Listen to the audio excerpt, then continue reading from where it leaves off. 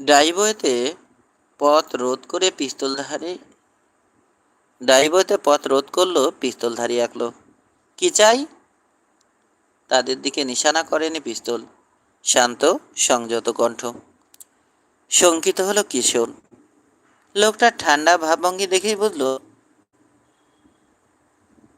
বিপজ্জনক লোক।